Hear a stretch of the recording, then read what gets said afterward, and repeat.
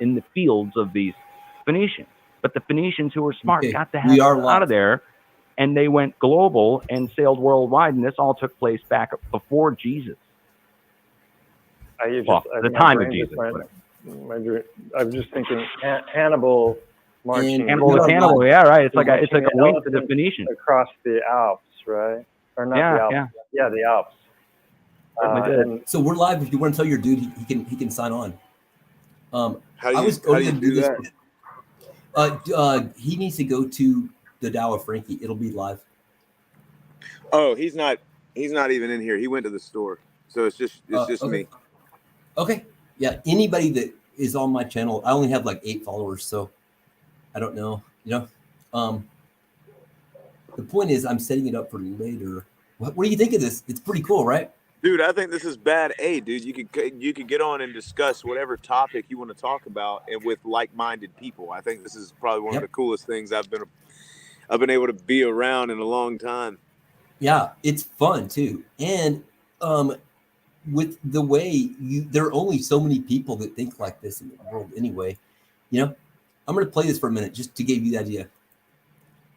And it just makes me wonder how big were the elephants, because this kind of comes full circle to the Lord of the Rings. The Titan topic, right? Because you said you saw some videos on my channel. I have no idea what you saw, but the whole channel started because there's a mountain here in the town that I live in Spain. And Jared, it's way more complicated from my side. A lot like a mountain.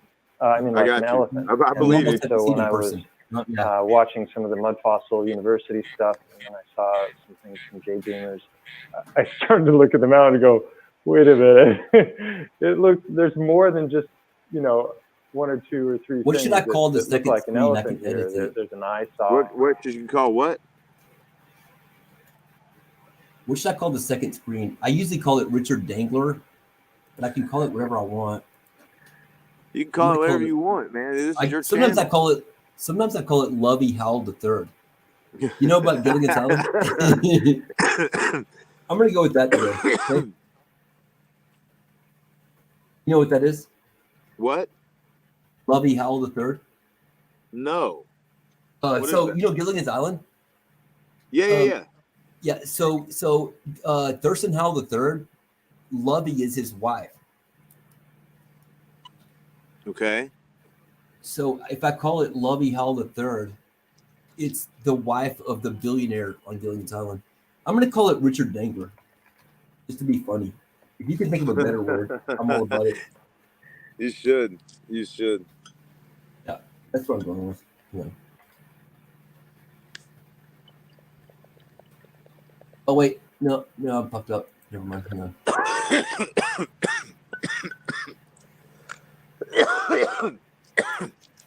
Good one, huh? Oh, man. I wish you were here. I am there, dude. Trust me. I know. Yeah. You are. Yeah, I am. And Bernie, by the way, has a weed farm in Calgary, Canada that's legal. He will smoke on the air sometimes. And I may be able to invite him. He's going to love you, that's for sure. Because the other guys that are on there are physicists and engineers. And they don't look cool like you, and like I'm trying to be. No, but, dude, you're cool as fuck. Dude, you got the coolest hat in the world. Next time I come over, I just want to see it. Yeah. You made a cowboy hat out of tinfoil. That's fucking badass. Yeah, and this Justin Sense guy is amazing. He's been doing this for 10 years, too. They're going to kill him, maybe. I hope not, but, he's definitely calling out all the weird shit NASA's doing, and he can predict earthquakes right down to exactly where they're going to strike over and over and over again. This dude's amazing. That's pretty wild. The cool thing is we can keep talking while this is going if we want. Dude, so, okay. So explain to me this. These are the red, blue. Imagine the possibilities. I mean, there's so many. What were you going to say? No, okay, so looking at this coming free energy, like I watched watched something not too long ago that was a very interesting Joe Rogan interview, right? Yep. And I listened to what the guy that he had on was saying, and what he was talking about was the pyramids, okay, and how every continent has some form of structure of pyramids, right? Yep. Every one of them. And they're built very, very similar, as in to how they were able to cut and take this rock from place to place. So this guy was going on about this theory that it was what's the word, reverse Joe engineering. Yes. I don't remember the guy's name. So reverse engineering. Yeah. So basically, instead of trying to move something mechanically or physically, you basically move it with vibrations. Yep. Yes. And he was on to this whole thing, and he said that there's a company that's a private company that is about to come out with this technology that they were able to kind of figure out. And I don't know. I don't know. Like if they can do it, because you cannot recreate the Pyramid of Giza in today's standard. You can't. No, you cannot. They had to have. So what I'm saying is I believe that the answers are in the ancient. You know what I mean? Yeah. And what I mean by that is that the way of our life, the way of our civilization before we, whether it was a catastrophe and everybody just got wiped out, or whether it was we caused our own demise. I mean, if you look at the human race, I mean, we're the only race that actually destroys to gain. Yeah.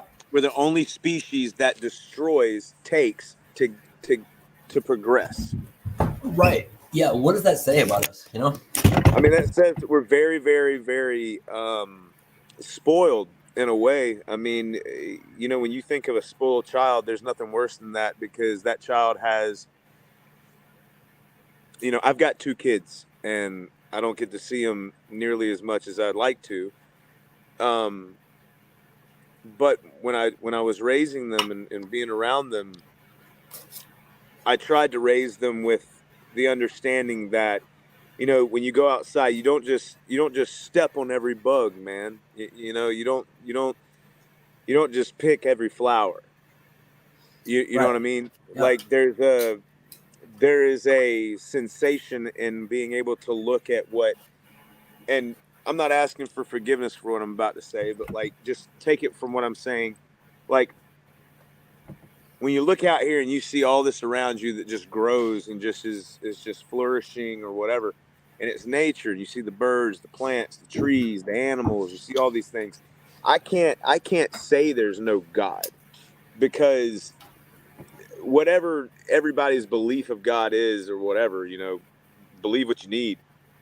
But there is a center source, and I believe that all that we need to have and survive with, we are capable of doing without sacrificing the home that we're on, meaning the planet. You know, I'm not a green rights activist or anything like that. I'm just looking at it like, if you took money completely out of every scenario, you would have not only prosperity, but you would also have a very significant jump in what you needed. You know what I mean? Like, if you took greed out, it would be, the world would be a different place. You know what I mean? Man, why don't I just try to get Bernie on right now? Go ahead. He's been on a hiatus for like about 3 to 4 days. He's gonna love you. We need more people like you on here. I'm willing to come on anytime you need me to, Frankie. I'm willing. Okay. You should set up your own thing and get on a computer. Do you have a computer? Yes, sir. Yes, sir, I do. I don't have it right now. It's at... No, I understand. I understand. Totally. It's not with me right this second. It's at a coworker's house. They needed to use it, so I let them use it to send a few emails. Yeah, these things happen. I have a couple of them. It helps if you have 2 computers to be really good. Most times I do. I have a bunch of series of experiments too that I want to do live on air. As does Mike from Perry Research. We could just do a full show right now. To be honest, it's been the gnarliest day ever, and I'm kind of scared to do that. But let me just text. Let me play this for a second. How long are you available for, time-wise? Dude, you got me as long as you need me, man. You're shitting me. Oh, that's beautiful. You're gonna dig this, dude. You're gonna like it. Okay, I'm gonna play this for a second. Let me text a few people. Okay. All right. Well, I'm just gonna text Bernie only for a second.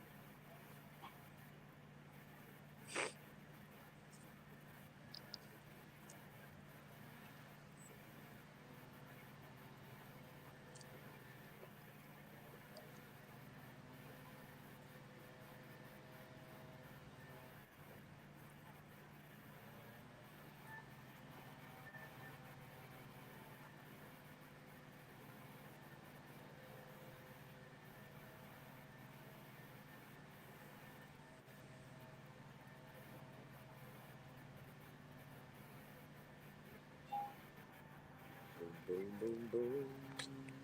Boom, boom, boom, boom. Boom, boom, boom.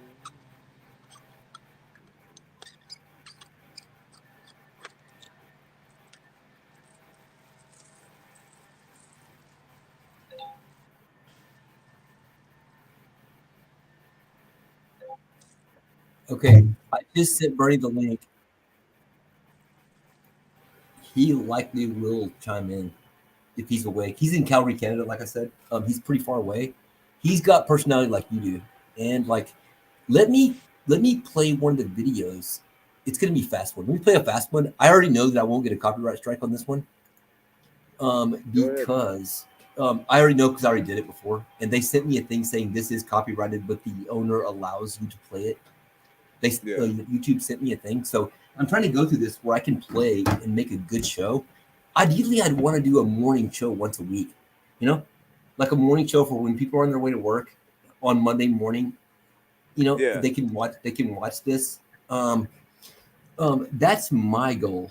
Bernie's got a whole different thing going, but let me play this real quick. Go ahead. Okay. So a lot of this is about electrical engineering. And About this what? dude made, well, it'll be really obvious. Hang on.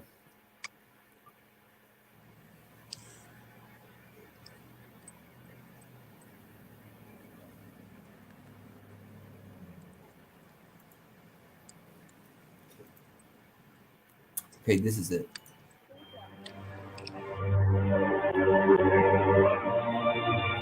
This is TED Talks. If you know TED Talks.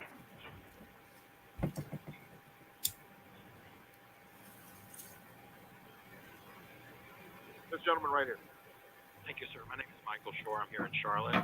First, it's an honor to have you here with us today. I'm concerned that your decision to allow offshore drilling could have the effect of chilling investment into alternate sources of energy. And I'm interested in what incentives you're going to be proposing to establish a condition and to stimulate research and development and expansion of that critical sector. Well, I think it's a great question. We invested in wind. We invested in solar. We invested in biomass. We invested in research and development. We invested in battery technologies. Here's the challenge that we have. We don't yet have the technological breakthroughs that can completely replace fossil fuels. So for the next 10 years... Jerry, can you hear this? Yeah. Okay. This next 20 years, we're still going to be using oil. We're still going to be using coal. We're still going to be using natural gas.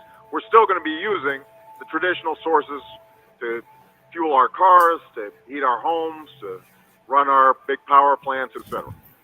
unless somebody here invents something tomorrow, which would be very helpful.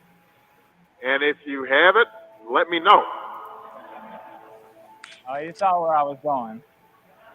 I'd like to say, with all due respect, Bernie here? President, that this is Pete letting you know.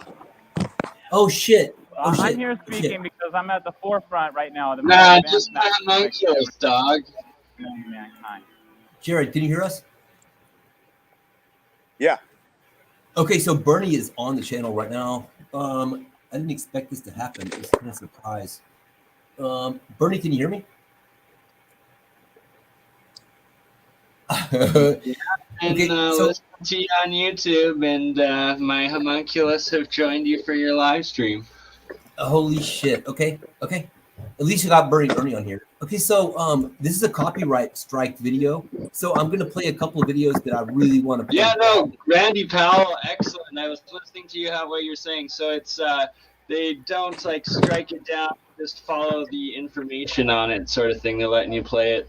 Yeah, that's dope. So, that's good. Yeah. Randy Powell, great stuff. Oh, it's because it's a TED talk is why it got striked, but at least they're letting you play it and monitoring it. Yeah, so I played this one before, and like I told you earlier, he's on the screen too. I played this one before, and they sent me a message saying this is copyrighted, but they do allow it, right? And Bernie, I played 4 videos last night that are really good, including the Jay from Plasma Channel. No one copyright striked it, so we should be good to go, you know. But I'm gonna finish playing this, okay? I'm gonna finish playing this. Are you? Yeah, please do. Okay, perfect. Because my teacher, Marco Rodin, discovered an unknown mathematical language inherent to nature, and I found the key of how to model it in 3-dimensional space. The thing is that mathematics is the language of God, but until now, no one's been speaking God's language. What we have is the grand unified field theory. With it, you can create inexhaustible free energy, end all diseases, produce unlimited food, travel anywhere in the universe, build the ultimate supercomputer, artificial intelligence, and obsolete all existing technology. How is it possible to make such outrageous claims? Because we have the secret that connects all of the world's technologies together, numbers. We discovered that numbers are real, a living language, a jigsaw puzzle that when pieced together no longer creates a rendition or approximation of reality. Numbers are reality. Neither flat, nor arbitrary, nor imaginary, nor irrational. They are actually points or locations that fold out into a 3D shape, defining space and time literally. Mr. Rodin discovered an equation that was so eloquent in its simplicity that it involved no more than 9 numbers around a circle. And with it, you can do all the functions of all the branches of math instantly. It displays a perfect spin symmetry of numbers, forming mirror images just like our 2 hands, a feat that's baffled countless scientists and mathematicians. When you look at this symbol, you immediately see it's composed of 2 aspects. One is this lazy 8, or the infinity symbol, and the other is the red pyramid at the top. The infinity symbol is the equation for the physical world we live in. It's a circuit or a pathway of motion. 6 numbers that form a hexagon. Thus, such diverse phenomena as light polarizing, beehives, Saturn's North Pole, and snowflakes are all versions of this hexagon. These shapes form pathways for any matter in motion, which is never straight, but always at an angle. Nothing in the physical world ever moves in a straight line, not a bullet shooting, not lightning coming down out of the sky. Everything is a coil, even a photon coming from a distant star, proving relativity exists. Our body is called this mortal coil. Our DNA is a coil, and it's no coincidence that it matches our equation perfectly. It makes us into a vortex machine. It sucks things in at the top and shoots them out at the bottom. As it does this, it regulates its own temperature, a really important concept for technologies that are always overheating. It's an imploding, exploding machine, a gyroscope, an antenna built to perfectly transmit and receive waveforms. In fact, Marco's antenna designs are protecting the 4 corners of the United States because they were found to be the most sensitive antennas ever created. Around the same time, he also presented at the largest genetic engineering conference in the world on DNA sequencing, thus proving the ability of this path to cross between the sciences. Jonas Salk, who was the inventor of the polio vaccine, stated that this work was so advanced it would never be understood in Marco's lifetime unless he cloned himself. So maybe that's when I am. But what's the connection between all these sciences? And the answer is simple: doubling. When you follow what these numbers are doing, you get doubling. And why might that be significant? Well, our cells double to create us. We have one cell, exceptions, 2, 4, 8, 16, 32.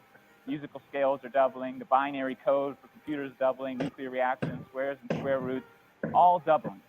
Doubling is motion at an angle, or what's called angular momentum.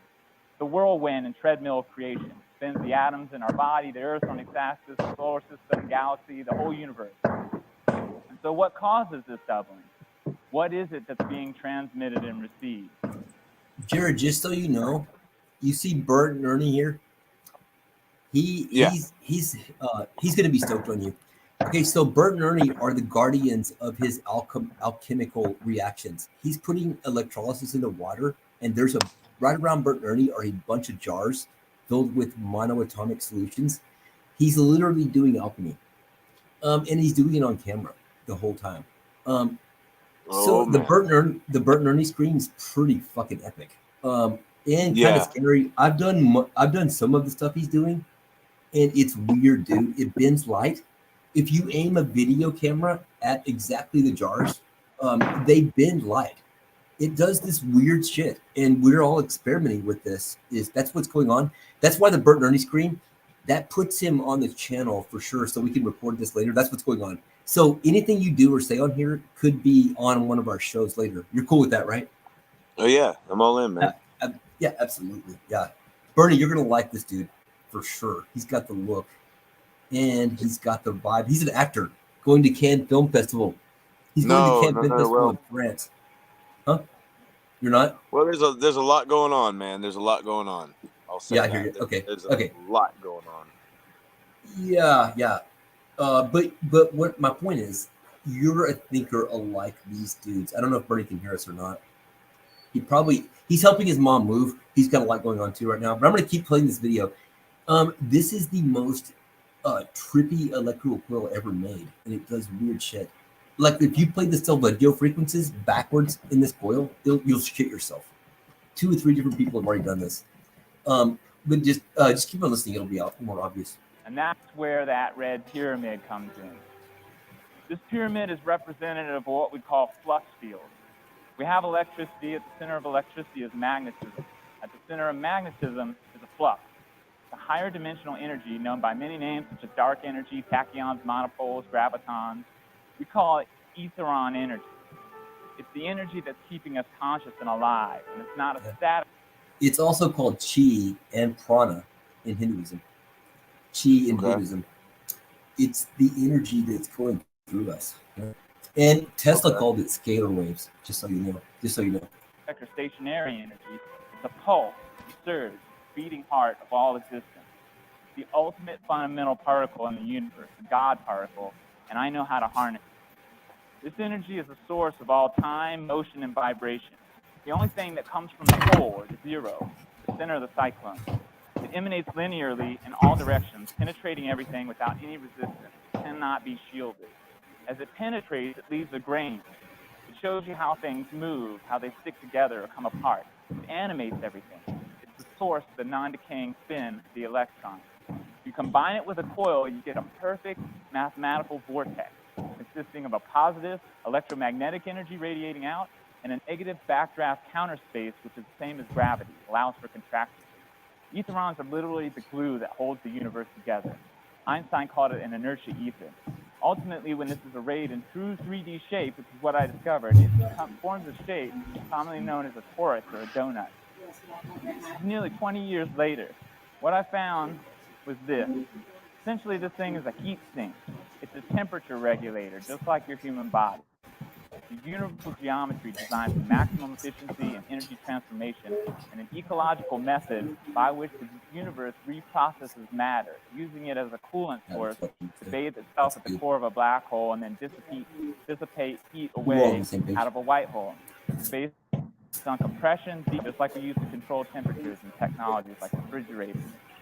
The Big Bang was just one of these reactions giving birth to this expanding universe, which is expanding because we're on the southern half. The northern half is contracting. Space expands, time contracts, black hole to white hole. Of course, everything becomes at its maximum acceleration. This experiment you're going to watch while I finish my talk, I want you to keep in mind when you're watching this magnet spinning around, He can there's no hear you right energy now, going buddy. into the coil. It's totally turned off. And I'll continue. Your blood cells are a torus. DNA is a torus. Magnetic fields, galaxies, all toruses. That's why a tornado is more powerful than an atom bomb. It's a one-way, living, systemic electrical machine, a self-sustaining jet. You might say a flying saucer. I found a way to calculate this torus in a perfect 3D, 4D, and higher mathematical hologram that can be scaled up and down to infinity, and which we now call the Abha torus. Or sometimes we refer to it by Marco's name, which is the flux thruster, atom pulsar, electrical venturi, space-time implosion field generator coil.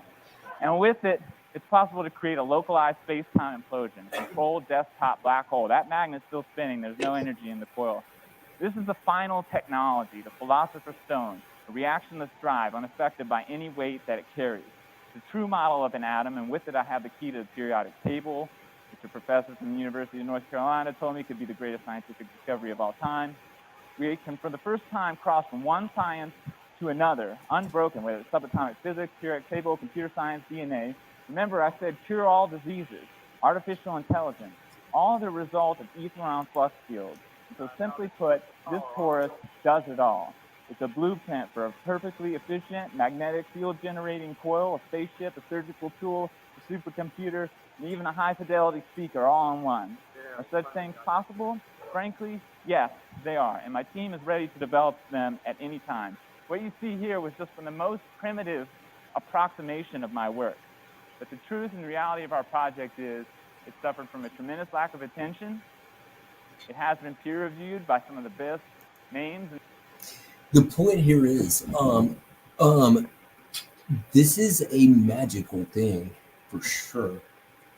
And Bernie should, he's helping his mom move, so this video is gonna get deleted anyway. We're just gonna use clips of it for a later video. But do you see what this is? That thing was powered off. It almost self-oscillates. It's almost such a perfect coil design that it self-oscillates.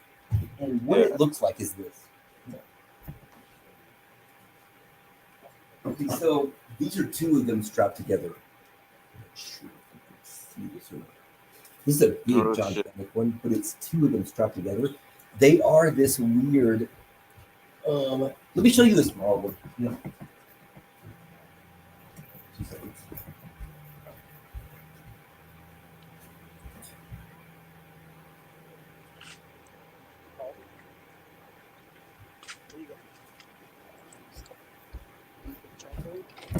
So these are, they're wound up in a bifilar design around a donut. And so when the wires cross over each other, they cancel out the magnetic field of each thing, putting off scalar waves or chi or prana. At least that's what I think. So the idea, you heard of chi or prana? It's I've heard of them, yeah. It's the energy that goes through the chakras. Yep. Yeah, it's pure electricity, really. At least that's the theory. And that when prana or chi, it's literally the energy that's moving my mouth right now, and our bodies and our hearts, like it's everything. So right. it's the closer this godlike energy gets to physical matter, the more magnetism it gains. That's the theory anyway. And the really heavy, low voltage, high current energy that moves magnets, and therefore the refrigerator motor and the motor in your starter of your car, that's the lowest form of chi or prana. It's because it's got so much magnetism in it. And as it moves up, Tesla coil basically takes that energy, like let's say 12 volts, enough to turn your car over, 900 amps, 12 volts. He puts this into a gigantic transformer, and it basically makes the voltage so high it becomes lightning, lightning has no magnetism whatsoever. And so that's what this is about. This dude made this thing, and it's this rotating vortex. And when you make it, you're making some weird design, like you're like, I don't know. These are two countering opposed ones, which is another theory. But the point is, I'm trying to show just basically someone who doesn't understand this, but can understand it and wants to. Yeah. This is becoming a thing for sure. And the over unity thing. There are several people on Bernie's channel who are making these. They're making over unity coil setups to where. So what basically is happening? Let me explain it in layman's terms. In your air conditioner and your refrigerator, they're taking voltage from the wall and they're putting it through a transformer to up or down the voltage, and they're doing it in the most possibly inefficient way possible. So there are several people on Bernie's channel that have made different versions of this that basically take 1 amp of power and turn it into 400 amps. Yep. Dude. And it's making what's going to happen is somebody's going to make a solid state version of something that can run your house for $12 a month. That's what's going to happen. We're doing it actually on paper already. And the fact that they haven't killed us all yet, who knows? But I'm going to go to the next video, which is on a more spiritual thing. So Bernie's channel is about science and spirituality and how they're kind of becoming the same thing right now. And so I kind of want to keep. How do you feel?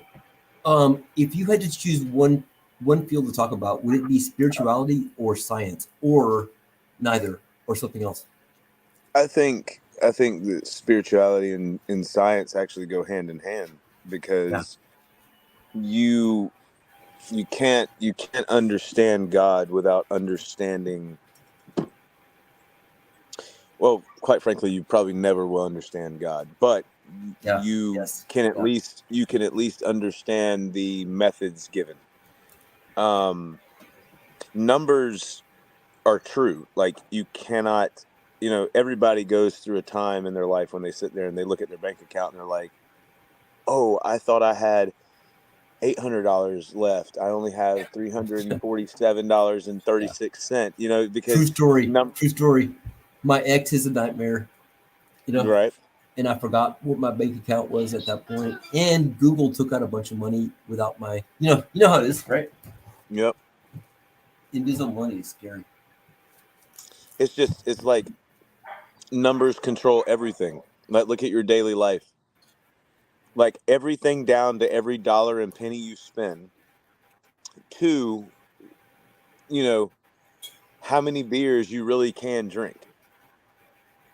Numbers are everything. You know what I mean? You know what I mean? If you look at everything in life, it's all about quantity, but we have to figure out spiritually how to make it quantity. But quality can be overcome by quantity. For example, the Great Pyramid is a 40-story building. Even though the magnetism in that building is only a volt, if you want to figure it right, the sheer size of it overwhelms the quality. You know what I mean? Like, you know what I mean? Yep. If you have a billion pieces of corn, right? Well, then you could affect a quality the same way. You know what I mean? That I'm saying. Yeah. I get it. But wasn't the pyramid supposed to be capped with a magnetic or glass? Was it gold? But it isn't gold a better? Imagine. Okay, so we use copper to transmit data, right? We use copper. Yeah. Because imagine if we use here's this. Right. Let me say but this. Imagine if we use gold. Silver's number one. As far as conductivity, silver's number one, copper number two, and gold is number three. But gold keeps heat down better. So these metals have all these different atomic numbers. Bernie could talk about them more, but he's definitely on pitch. But you see what I'm saying? So they're all three pretty good, but copper is way cheaper than gold and silver, right? That's why. And copper is number two as far as electrical conductivity. Yeah. No, you were on the right path though. The pyramidal shape. So every object, let's take an egg or even a grain of sand, or our bodies, they have. Can you still hear me? Yeah. Yeah. Your screen blanked out. So if any object, like an egg, it has this magnetic field around it. And so what a pyramid does, I think, Well, I know for sure it does, but it does a bunch of other things too. But in addition to all the other things that you could say about pyramids, it definitely does this. If you bend, like you say, take copper wire. Let's say a piece of straight copper wire. It has this magnetic field that looks like an egg around it. So if you do this and you bend it into either a pyramid or a cone shape, it amplifies. It moves the magnetic field where it's really strong, sort of like a convex mirror does, like Archimedes, Archimedes laser. Take a mirror and you aim it at the sun, and it's like convex. It's gonna make the light beam into a laser. So a pyramid does the same thing with magnetic field, and it bends it, making it way stronger at one side and way weaker or stronger, however you want to look at it, the other side. So it basically amplifies the same way a laser does, right? Right. And that's really what the pyramidal shape does. And that's what one of my next videos was about how the ancient Egyptians studied biogeometry. And let me play this. I'm just going to play this for a bit. If you want to interject, I'm all about it. This could get us a copyright strike, so this video will be deleted for sure. I'm only doing this to prove that I can play this on the other well, we're live on my channel as well now, Frankie, but we're just on my smaller channel, not the larger one, but let's try it out and see. Yeah, it's about Rosicrucianism and the Robert, the Dr. Robert Gillian videos. I've already done most of it.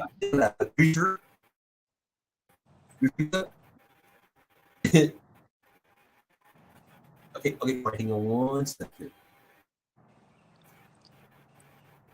And Jared, even though this seems slow and we could edit out and make it look way more professional and faster to do this, especially since I've been having eye problems out the ass.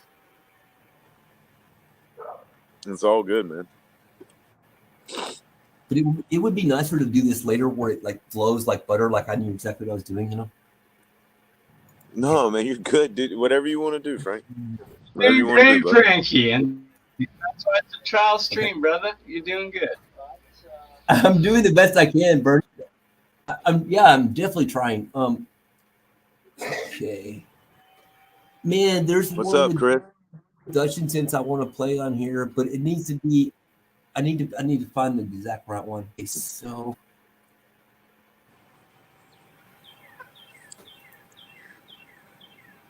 I think it's this one. There's actually two from this exact same guy I want to play. And I think one of them will be good on my channel. Wait, sorry. I'm also kind of stony, sorry. Don't be at all. All right, I'm going to go for this. Are you moving to another dynamic? You are moving from the physical to the subtle energy. Biogeometry in measuring the life force of the earth. It includes consciousness, of course. That makes the earth a living being in which we are part. We do not live on the earth, we live in the earth because we live inside the atmosphere of the earth, which is part of the earth itself. We are part of this living being, just as our immune cells or blood cells are part of our being. So when we act, we have to act according to the general laws of the being in which we are part, the language of nature. Imagine if you lived in a country that spoke a language and you did not speak the language of this country. You would be useless because you wouldn't be able to communicate with others. We live in nature and there's a divine pen that keeps writing and drawing all those shapes in nature. It's a subtle energy message, subtle energy information being constantly drawn in front of us. And unfortunately, nobody cannot read. The only language we understand is the language between us and other humans. But that, while useful in a certain way, it's useless when it comes to the multidimensionality of life, because we are not part of nature. And if we are not part of nature, then sooner or later will do harm to nature. Nature needs to be understood, and it is understood through the principles of its design language. What is different in this design language from other design languages that we use? It's a continuous evolution of are also in continuous evolution. It is like if you take the time-lapse photography, it will be like an organism that is growing into the environment. A city that grows in the nature have a certain energy quality. Like, for example, when animals build or earth and build the nest will replenish the life force of the it acts as a sort of harmonizing second body to the bird itself, and so it is in nature. We have two aspects here: a living city or living homes or living communities where the homes themselves replenish the life force of those inhabitants in it. And the other side, we have human-made communities that also grow, but they sort of dissipate the life force. They take the life force out of the community in there. One is positively charging, the other is negatively depleting. There is something wrong in the way we're going about building our civilization, our cities, and all that. We are depleting ourselves of life force. Come extra things like our information technology based on electronic. Okay, this dude's taking too long to get to the point, but the point is here he's making is I'm going to play a better video to illustrate this better. Unless you guys want to keep listening to this. No, man, you're good. Yeah, there's a way better video than this, but this one's the one you want to watch. This one's the one you want to watch if you want to really next video just because people in the live chat are saying it's choppy and freezing up a little bit. So maybe just try moving on to the next one and it'll be a little better. Okay. Yeah, that's enough for the copyright strike test anyway, you know? Okay, that sounds good. Exactly. Yeah. What but to sum up what this dude did, he basically built this, this pendulum. The audio quality is horrible, Frankie. So what you might have to do is mute yourself when playing the video, and then it should still do the sound and actually do a better video sound for it. Right. Otherwise, and Jared, can you also mute your audio? Do you see how to mute your audio? Okay, yeah. So it's better if you keep your audio muted the whole time, especially since Bernie's on a lag too. He's like a 3 or 4 hour lag behind us. Keep yourselves muted, especially while videos are playing, and or just if you're not talking while someone else is, the best you can. But that is the rule. Definitely keep yourself muted the whole time. Come on, Frankie. Jeez. I know. Hang on. We want to hear what Jared Bacon has to say. You're right. Jared goes, you can speak.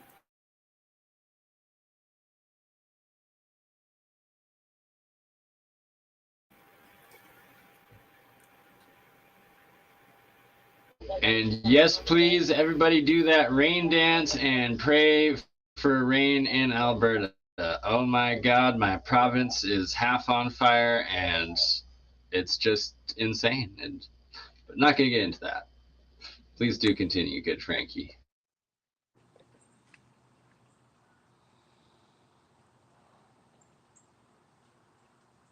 It's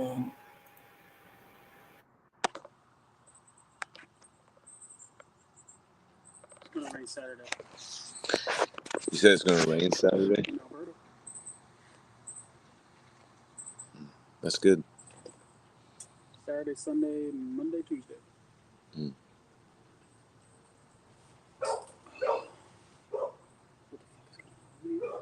No. Okay, give me 2 seconds. I see it loading.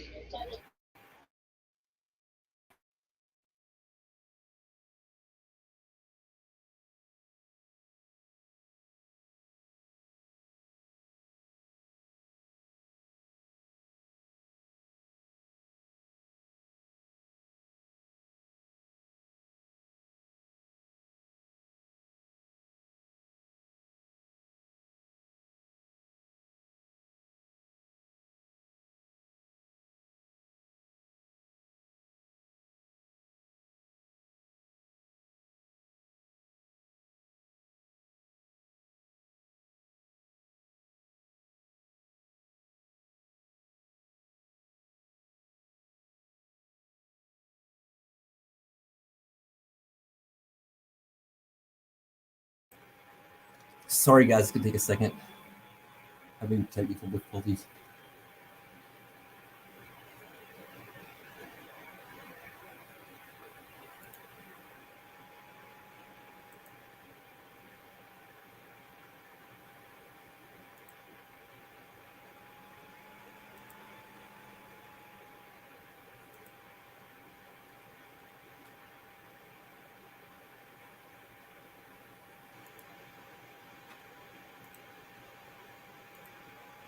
Is used by us today in modern Egyptian biogeometry to be able to test vibrational qualities for any person, place, or thing to a very, very deep level. It was one of the great secrets of ancient Egypt and other old traditions, connected to the Shakti concept of the Himalayan tradition. Oh, maybe you have to be unmuted. Sound to go through it. Apparently the video is now muted. I'm not sure.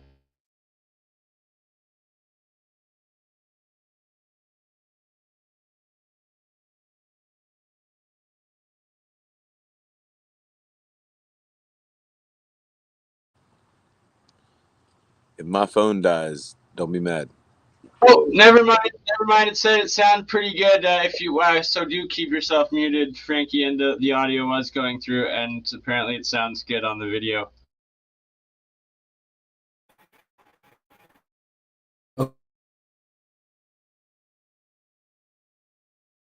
It was found by the French it could penetrate thicknesses of lead that could not be penetrated by X-rays. And so they were fascinated by it. And so in applying the negative green carrier wave energy, it is what inside the physical body actually moves the energy from one location to another, makes the organs work. And it also sends things from one system to another system. It is what conducts the energy in the energy meridians of the body, like the acupuncture meridians from the Chinese tradition. It is the foundation of sexual energy and vitality in the body. At the emotional and mental level, it breaks down resistance, opening up the blocked psychological aspects of a person to open to massive shifts in one's life and brings subconscious blockages into awareness. At the spiritual level, it actually conducts the energy from higher plane levels into the human physical body. And blessing, prayer, meditation, etc., the stronger this vibration is from their energetic field. All modern technology is based on cracking two codes, the code of the spectrum of electromagnetic energy and the code of the spectrum of physical matter. We call the spectrum of physical matter the periodic table of elements, based on the work of Mendeleev in the late 1800s in Russia. Now, once we cracked the code where we identified every aspect of electromagnetic energy and every part of physical substance in the world, at that point, they could put the two together. So all of our modern technology is based on what exact elements from the periodic table to match with what frequencies from the electromagnetic spectrum. And that's what makes your cell phone work. That's what makes the lights work at your house. What makes your car run. Everything is based on a combination of these two things. But as we often describe in the work of biogeometry, what they left out was the focus of every classical tradition, because it's only been the last couple of hundred years that modern science and medicine has only focused on the physical plane. Before that, every classical tradition focused on the level of vital life force and higher consciousness above the physical, and they manipulated those energies to be able to do things on the physical plane. They actually worked at the causative level above the physical that actually gives rise to the physical level itself. Today, we manipulate the physical directly, the physical and the electromagnetic. There's often a confusion about vital life force being electromagnetic energy, and I don't believe that's actually the case. I think the best solution to this was given by the great Rosicrucian teacher Rudolf Steiner, where he described the way that the vital life force, which is the foundation of every classical scientific and healing system, is at a level above the physical.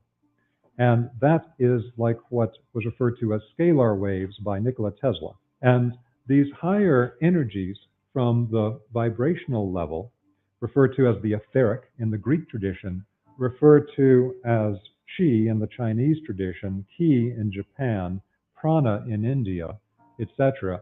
Every tradition had a name for it. That energy penetrates down into the physical, and a human physical body without this is a corpse. It animates physical sense, but in so slows down the lowest of light and begins to disintegrate. As it disintegrates, it gets to be retarded Hertzian waves as described by Tesla and becomes the electromagnetic spectrum. So the problem is that we've created a new technology that's very powerful for manipulating physical structures, but does not take into account what the effects of the vibrations from these are on actual living beings, because the actual living aspect of biological life has been stripped out of modern biology. You're not allowed to describe it. If you try to talk about life force in modern biology, they will say that you are a victim of the vitalist fallacy, and they will have nothing to do with you. Please don't copyright the strike. Knowledge of thousands of years of observations and particular techniques in Ayurveda, Chinese medicine, Mayan healing, all types of traditions all over the world have been completely cast out. But now, with having identified in modern times the electromagnetic and physical spectrums, the French succeeded in identifying the vibrational spectrum, the level connected to the vital life force itself. And that became a foundation for the creation of modern biogeometry.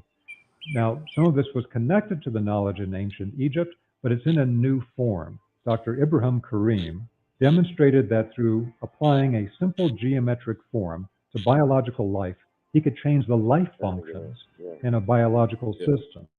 Very simple geometric forms. And one of the big discoveries of Dr. Karim is that one thing identified is that the French vibrational spectrum of the 12 bands, each of these bands has a very particular power. And that power is a polarized power. Some are more yin, some are more yang. Some are more activating, some are more sedating.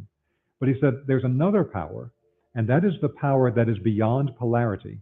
That is the power of the original singularity, of the original center, the energy of the unified source of all creation that is beyond polarity, where everything is one. And so then he began to apply these vibrational methods that the French had pioneered in modern times based on their inspiration from ancient Egypt.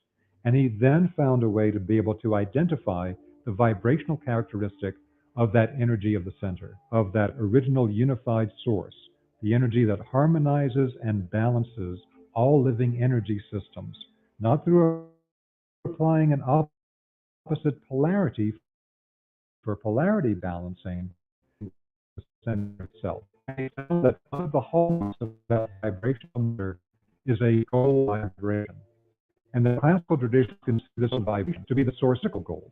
Physical gold, as everything in the physical plane, is a crystallization into physical matter of a subtle vibration from a higher level. And so all of these references and different traditions, the Taoists, the Christians, the ancient Egyptians talking about the gold, was not a metaphor, it's quite literal. So when a person does advanced spiritual work, the saints develop the golden aura around their head and their body, because they're in resonance with the original unified source. And so Dr. Karim took his work further and was able to identify some of the secrets of ancient Egypt through this vibrational science that he developed and called geometry. One of the aspects of this is that different geometric forms, based on the shape-caused wave, create different energetic effects. But there's a deeper level behind that, and that is different geometric forms actually resonate with different levels of creation, or what Dr. Karim calls planes of nature. So this is a form that we use in advanced level of biogeometry, the Ibrahim Karim universal pendulum, and it actually combines shapes of multiple different plane levels: the physical, the emotional, astral, the mental, the causal, the spiritual, and the divine levels. All particular geometries that resonate with them. This means that by using the correct geometric form, the ancient Egyptians understood they could create a direct resonant exchange, like an antenna, based on geometry. Sacred geometry became an antenna to resonate with a particular higher plane. So for example, if we take a look at this level, what in the human being is the emotional body and emotional function, and referred to as an outer plane in the Western tradition as the astral plane. Astral coming from a root aster, meaning star, meaning a source of light. And the forms that connect to that are the form of a hemisphere or a pyramid. So when they use the form of a pyramid, it wasn't just for pyramid power as an energy. But what pyramid power actually is the negative green ray that was identified by the French, the penetrating carrier ray. That comes from this particular form. Both a hemisphere and a pyramid create that negative green emanation. But the reason why that form is creating the emanation is because the shape itself acts like an antenna for the astral plane. And that's why they knew further that by modifying the shape on the pyramid, by making a slight indentation in the center of the four faces of the pyramid, it's so slight you can't see it from the ground. You have to see it from the air. And from the air, you can see here the slight indentation at the bases of the major pyramids at Giza Plateau. What that did is it changed the resonance of the pyramid from the general astral plane, where the lower astral has some questionable energetics, to resonate with the higher astral. And when you do that, it cleans up the energy that's being projected by the pyramid. So one of the great secrets is the geometries act like antennas to resonate with higher planes of creation. And then as a secondary effect, they will emanate through the shape-caused wave a particular vibration that is the result of that particular connection. And they knew enough about it, in fact, to work not just with the general negative green ray, as we see here, but actually to work with sub-bands or sub-energies inside the general band. So the placement of the king's chamber inside the Great Pyramid is not in the exact middle where you might expect it to be. It's not in the middle. It's about 6 degrees, 15 minutes off of center. And so that's to get a particular carrier wave within the negative green band. That's a sweet spot in the entire band, a sweet spot for being able to connect a person through a carrier wave to higher dimensional levels, which is why that place in the king's chamber was used for these initiation rituals, as described by the Freemasons and others. And now let's talk a little bit about exactly how it works. So this is the vertical and horizontal wave pendulums. For each of the bands, the energy may either propagate parallel to the Earth's surface, we call it a horizontal wave, or it can move perpendicular, and we call that a vertical wave. They create different biological effects. And so we have two different pendulums to be able to detect it, and they're fairly simple to use. And this not only can be used for design purposes, to design things that have this strong vibration to them, it also can be used to test things that naturally have this energy. So what makes a spiritual power spot in nature is that it has a strong concentration of this universal harmonizing force, the BG3. Every classical tradition is the guardian of particular places on the Earth's surface that are their spiritual power spots. And how you can tell a true power spot from a false one that's been falsely claimed to be one, is that it has a strong concentration of this BG3 vibration if it's a true power spot. In the microcosm of a human body, those power spots appear as the chakras, acupuncture points, cells of the body, all of which naturally have this BG3 energy as well. And this connects to all types of energetic functions, and we primarily focus on it for healing work, but what it's actually doing is it's restoring a natural balance and resonance. The reason that we have this... The guy that's speaking right now is Dr. Robert Gilbert. You should definitely look him up. He's amazing. He has a bunch of videos. Just saying. Feeling of dis-ease is because we're no longer in resonance with the higher source that is supposed to be supporting the functions of the body. That's way beyond the consciousness of most people, but every classical tradition was aware of it and they had to restore that connection. So in the ancient Egyptian mysteries, they understood about the importance, let's say, of the heart.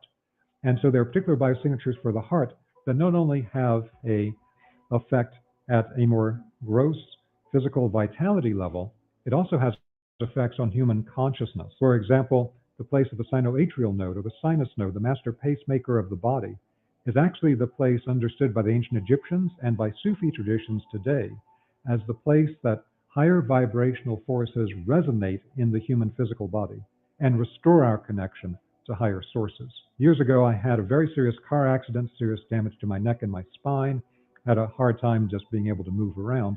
And through the use of the correct bionumeral alteration of a biosignature, it gave me back my quality of life. And when you change the numerical sequencing of the patterns, then actually changes the level that the pattern is vibrating with. Now, for practical work, one of the major things that we teach people is harmonizing electromagnetic fields. Dr. Karim actually demonstrated that he could harmonize the electromagnetic fields in entire small cities in a project in Switzerland in 2003. And we have various types of tools that we can use to create energetic effects. This biogeometry cube, well, the cube creates a strong concentration of this Bg3 harmonizing force in an environment. The Hamburg emitter was used in the Swiss project. This allows us actually to set this up. Loving these videos, by the way, Frank. Electromagnetic Excellent. disturbance, cell towers, things of that kind, and to actually transmute it from the distant source. Within a location itself, things like the space harmonizer will help to create.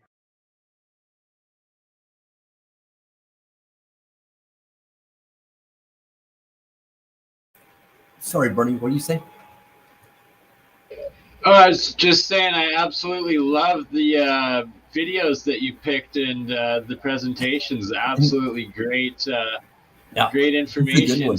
So, yeah, I can continue with this one too. It's really, really good. I'm loving it, man. Yeah, Hopefully, there's another one just like it, even better. I think we can use it. Yeah, the dude. What happened is they built a gnarly military satellite in Switzerland, and he literally made this ISIS's pendulum thing. This thing. Let me have it here. Yeah, he basically made ISIS's pendulum. He aimed it at the satellite, and it canceled out all the sicknesses to that whole village. That's the first video I've presented. But yeah, this one's good, right? This is going to be good for recording later, I suspect. They've all been key. And I absolutely love, as Sean, shout out Taryn Earthling, dubbed it, your tinfoil Calgary hat. Epic, my friend. Epic. I only just realized that your channel is live. Please do continue with the space harmonizer here and this. I don't have permission to play this, though. Even more. I don't have permission to play this, though, I don't think that they're. I think they're going to be like-minded like that. Right? Channel and we're testing it out, and all you can do is try it, share it, and see what happens. So I'm glad we are, because it's content that's worth sharing, regardless if it gets a strike or not. Yeah, exactly. At least everyone saw it, right? It's a fucking good ass video, right? Yeah. All right, I'm gonna keep playing it. A balanced energy within the location. The outdoor stand is used in the earth itself to balance and harmonize the energies in the earth. Now, one of the really fascinating things is the concept of balancing brain hemispheres. One aspect of it has to do with the basic concept of a toroidal flow of energy.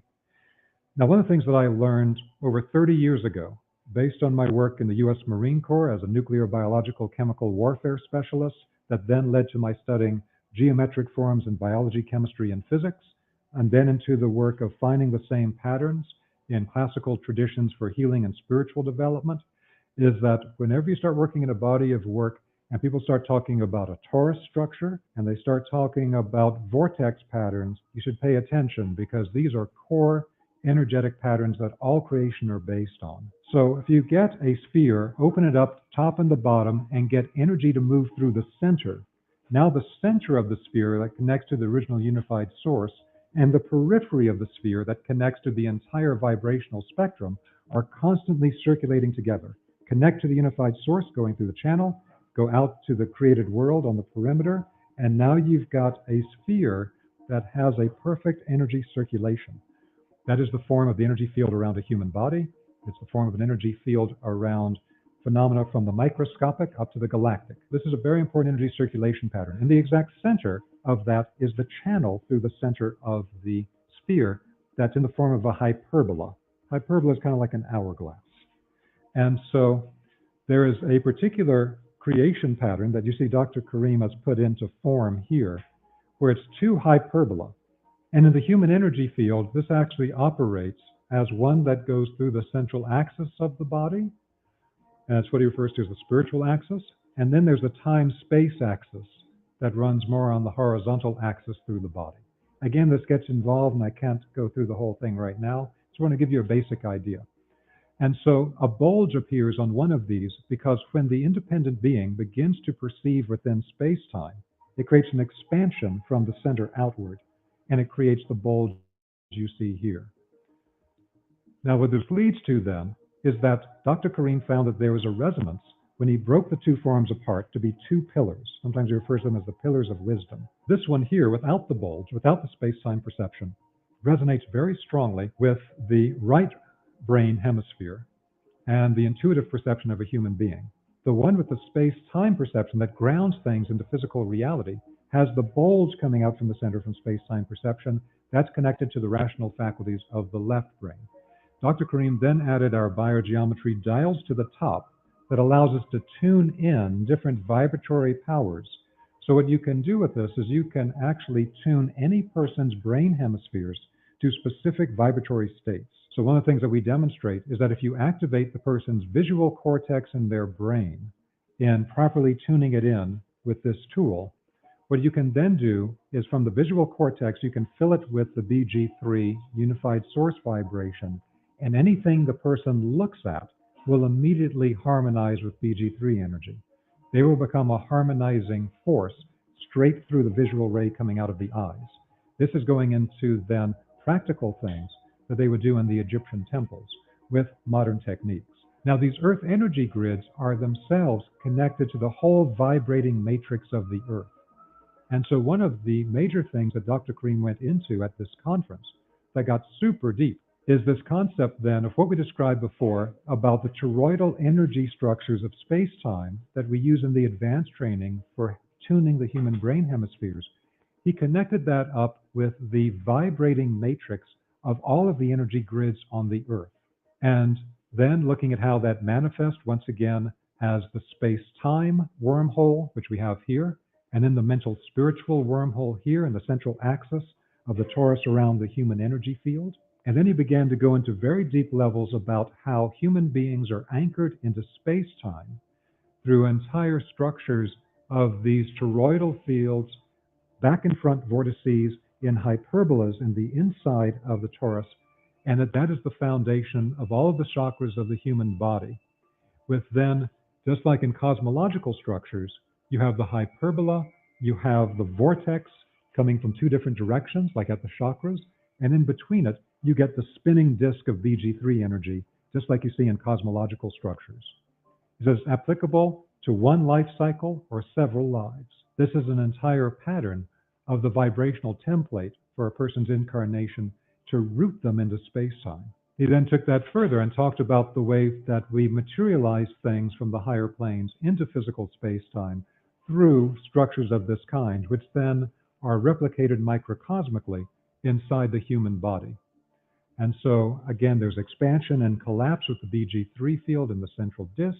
This becomes an entire cosmological structure and also leads to the concept of the gates. So when they describe in the ancient Egyptian tradition about the multiple gates you pass through in the Duat, or the underworld, in the higher dimensional worlds, this gates exist within the center of the toroidal movement, because the entire structure of movements in space-time and outside of space-time from one dimension to another are all based on the same template. Whether it's in your energy field or in great dimensional structures, it's the same pattern replicated at higher and higher levels and higher scales. It's what in sacred geometry we call scale invariance. And so this means then that our brain structure and our ability to perceive higher spiritual realities and things of that kind are a resonance between the structures that affect our brain hemispheres and the same structure at a higher level of construction elsewhere in space-time in the movement through these dimensional gates.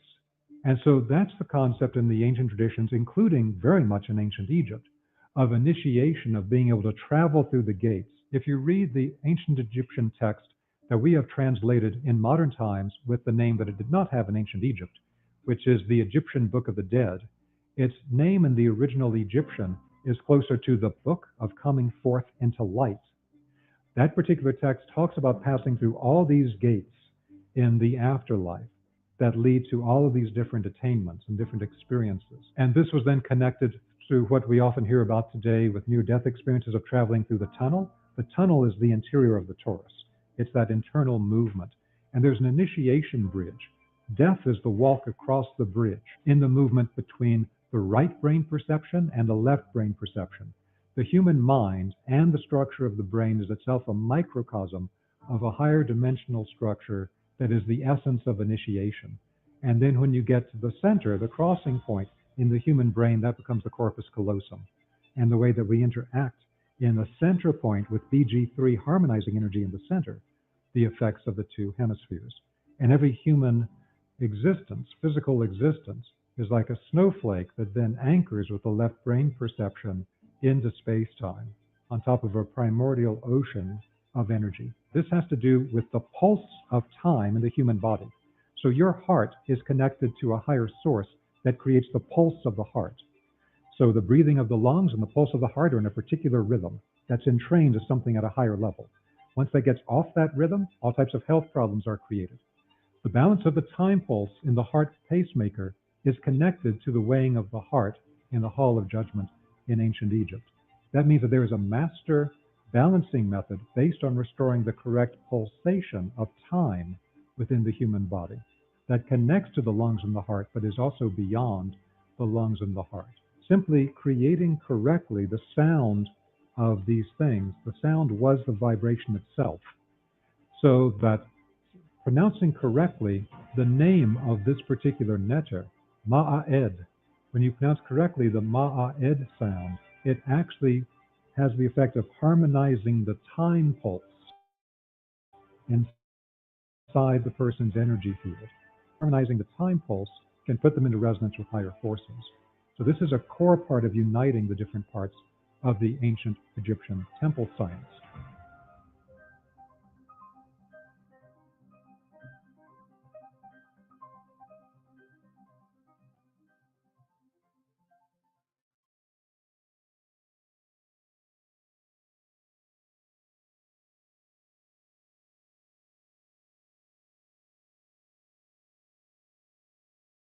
Next video, Mr. Frankie.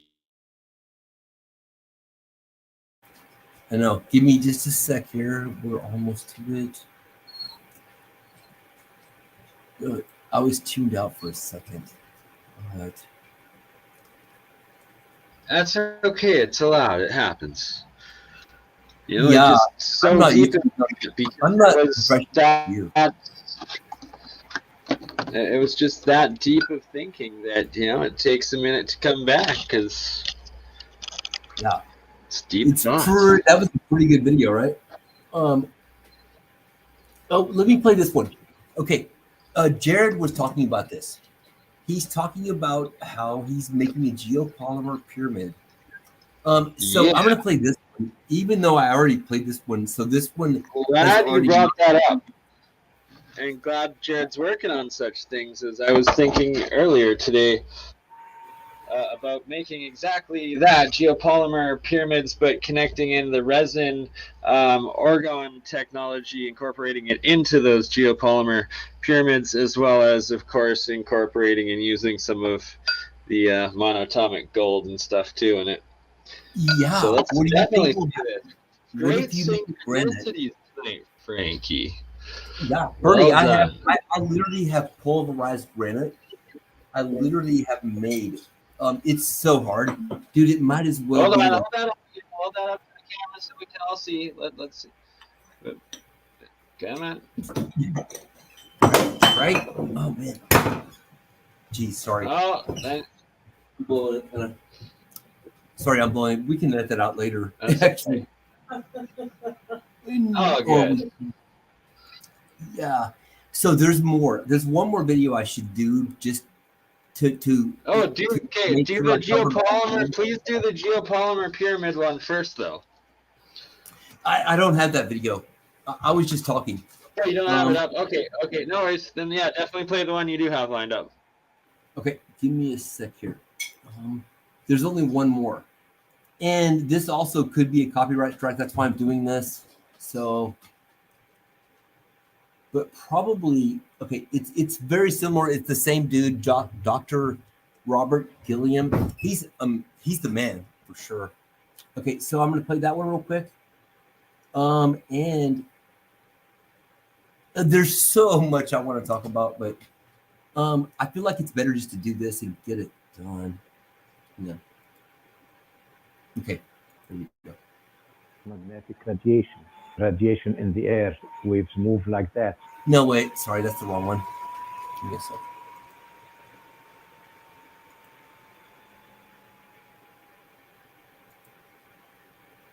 Oh, no. That's all the ones I have. I was now going to do your... That's fine. You can play one of my videos if you were planning on playing it anyways. Yeah, and there's so many of your videos that are good. I don't even know which one to play. Those are the ones that I wanted to, and I did a whole nother 4 videos last night about flying spiders. Have you seen that one? I could just play my own video, right? From last night. There are 4 videos, including Jay from Plasma Channel. He basically is putting a water hose around. Basically made a Tesla coil. Let me play that one real quick. It's pretty epic. Hang on. And he already didn't give us a strike, so hang on. Sorry, Barney. Give me 2 seconds. It's worth it. He points out how you can distill water and use it as a resistor, or you can actually use just water with salt in it as a copper wire, and it works way better than copper wire. He literally is using Tesla stuff and running hoses to it. This is definitely gonna be worth watching. Give me a second here, though. It's the last video on Plasma Channel. So let me look this up. Yeah, he does absolutely great work. Been learning from him for a decade now. Me too. And I want to do the Styropyro guy on here, even though he is anti-free energy, just like the other dude. They still are into it though. They're going to be all about being on our channel, and they will not give us a copyright strike. I bet you anything Styropyro and what the dude I'm talking about? He's Indian dude in Canada, right? What is his name? Indian dude in Canada. Electro Boom, hopefully not. Yes, Electro Boom. That guy's the man too. And I don't care if free energy is impossible. He's smart. I don't like him. Jay from the Plasma Channel, man. Right. Okay. Give me 2 seconds here.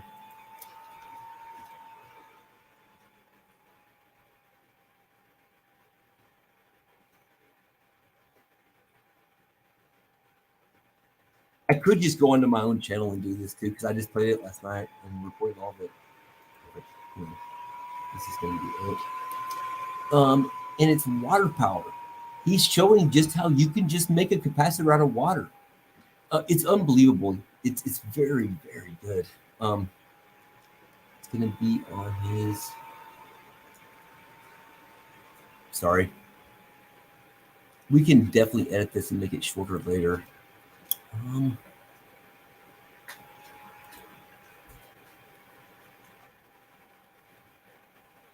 It's pretty enlightening. So my theory has been that the pyramid is filled with a tunnel that's a coil, and you fill it with salt water, because during a lightning storm you don't want a giant 40-story Tesla coil. It's going to be the scariest thing ever. Unless you're on top of a mountain and that's what you're going for. But yes, definitely do play this video, as looking forward to it. And the water is a key part of all of cold fusion energy and matter and life. If let's say you were using salt water in a tunnel as the Tesla coil. Well, when a lightning storm comes, you can just dump the water out and it no longer even exists, right? So that way you could turn it on and off by filling it with water. Sorry, I'm taking so long. I can't believe this is so hard. I'm just going to start over.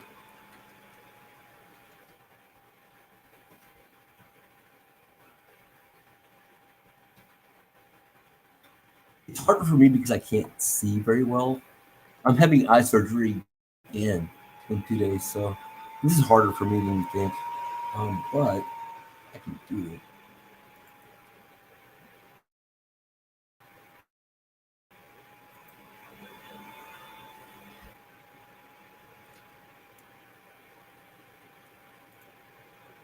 I'm just gonna.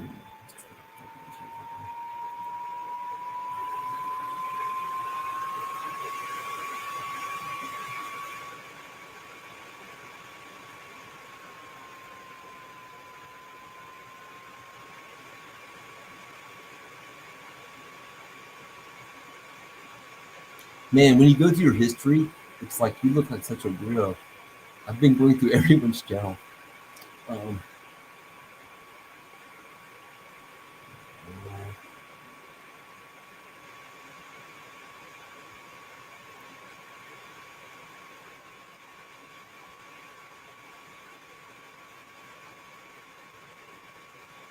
What you gotta do really is type in plasma channel water power. That's what I'm gonna do.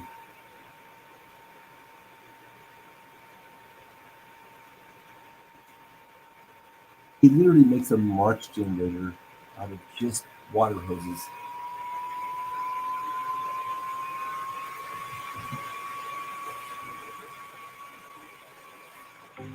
When it comes to water use in our society, Perfect. Okay.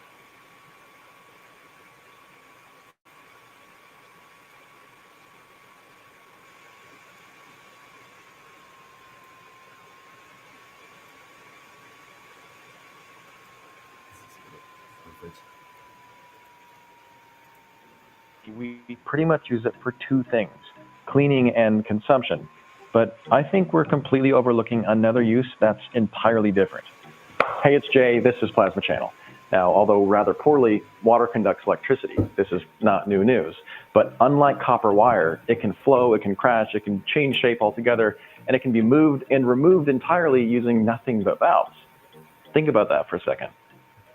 So I pose the question, is it plausible that we can use water as a controlled medium to transfer electrical power? More specifically, to transmit wireless power, a bit like Wi-Fi, to nearby devices.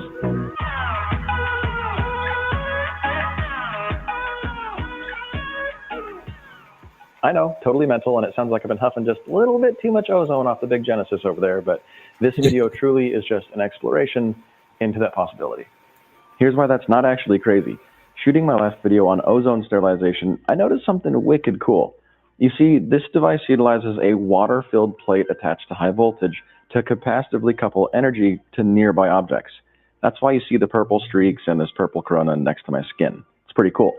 Now, when I brought any light sources near the plate, they lit up. Light bulbs, fluorescent tubes, neon lights, the gamut. So in essence, the sheet of water acted as a wireless power transmitter itself. Pretty crazy stuff. Seeing them light up essentially showed that the idea of spreading wireless power using water may not be that crazy after all. And considering water takes on any shape that you want it to, you might as well put it into a pipe and treat that pipe like a wire. You see where I'm going? So today I've got a couple lengths of acrylic tubing that I'm going to go ahead and cut up, do some work on, and here's the plan. I've gone ahead and built a simple water distribution system using a reservoir, acrylic pipes, and plastic valves. The reservoir is attached electrically to a high voltage, high frequency power source, and there are various light bulbs near the distal ends. Notice they're not attached. I plan to test this system to see if water can be used to distribute electrical power in controlled locations, whether it be through wireless power or direct connection. I added copper end caps to allow for that direct connection. Now there's two separate valves to control each of the two halves. The left side will have two lights, and the right side will be a bit further away with one single light. My ultimate goal is to be able to turn on and off each set of lights individually using those valves. Before we go any further, a quick note about safety. You like living, right? Me too. That means we have something in common, so let's leave the combining of water and high voltage to the professional idiots like this guy. Don't do this at home. Right, with the power source attached and opening the left valve, we've got light. Not sure why it flickers though, but closing the valve, it mostly turns off. On, off, on, off. And leaving the valve open but varying the power instead, both lights can be wirelessly dimmed. Opening the valve on the right side, and we've got light from the fluorescent tube. Looks like it's a bit too close. Closing the valve, no light. Light, no light. Notice these lights in the background, they remained on because their separate valve is still open. Now with both valves open, all the lights can be wirelessly dimmed at the same time. Pretty cool. Like before, this is through varying the power. but direct connection provides the most power. So this light bulb is directly attached to the copper end cap, and you can see just how hot those arcs are. When I touch it, the lights dim because most of the energy leaks out of the system, goes through my fingers and into ground. All right, so it works. You just saw a wireless power distribution system using nothing but water, pipes, and valves. I think that's really, really cool. Now, one of the things that really surprises me is just how effective this wireless power is at a distance. Check this out. Sitting on the table about a foot away is a larger fluorescent tube. You can see just how much bigger this one is. Well, up close, it's super bright, but it still lights up about 6, 7, 8 feet away. I honestly was a bit shocked because I didn't expect it to go out that far. I expected a couple of feet. I can't emphasize enough how cool this is in person, and it should be obvious by now that this system, it has some potential. But you might be asking, okay, well, what's the physics behind this? How is this wireless power transfer happening? Well, those of you who have followed my channel for a while might be familiar with the term capacitive coupling. Look, you'd have to be a soulless Susie to not find this interesting. So check this out. This plasma globe is turned off, yet it's still lit, still functioning. How is that? Because capacitive coupling is the transfer of AC electricity between two physically unconnected circuits, primarily due to induced currents. The high voltage AC in the water is inducing a current in the plasma globe. But this type of energy transfer degrades with distance pretty quickly though, and its strength at any given distance can be predicted using the inverse square law. Wicked cool, right? That's the science behind how the system transfers energy to nearby devices. And because of the piping system, the wireless power can be directed. Now, keeping in mind this is a fully hypothetical system, here's a couple of uses I do see this being applicable for. Selective wireless power. Whether in a large room or individual spots throughout a park, turning a handle would allow localized wireless charging. Functional Zen. Imagine an outdoor cafe that has an aqueduct of water running right through the middle of it, and the water radiates wireless power to all the tables. I'd call it Capacitance Cafe, and all the customers would be nerds. Being realistic, this system has tons of flaws, to include dangerous voltages and exploding water pipes, so yeah, it's really just a novelty. However, since nobody has used plastic valves and acrylic pipes to transfer wireless power before, this is a new method, so I dub it Bowles transmission. Well, hopefully you enjoyed this video and it got some gears turning. I'd love to know your thoughts on the whole project, so leave a comment down below. In particular, I want to know your thoughts on why you think those two fluorescent tubes on the left-hand side stayed slightly lit despite turning the valve off. I know the answer, but I want to hear your thoughts. Also, thank you to everybody who chooses to support my work through Patreon. You make a huge difference. So if you'd like to encourage longer, more frequent uploads, please consider supporting me on Patreon. Thanks a bunch. Plasma Channel out.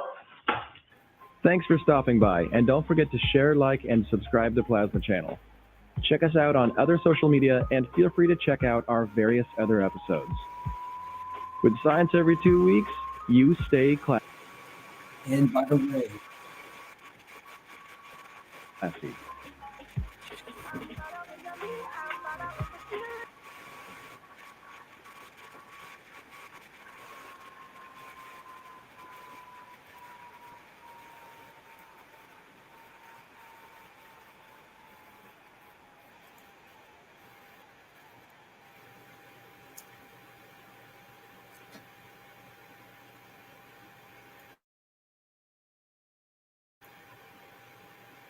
Bernie, can you hear me?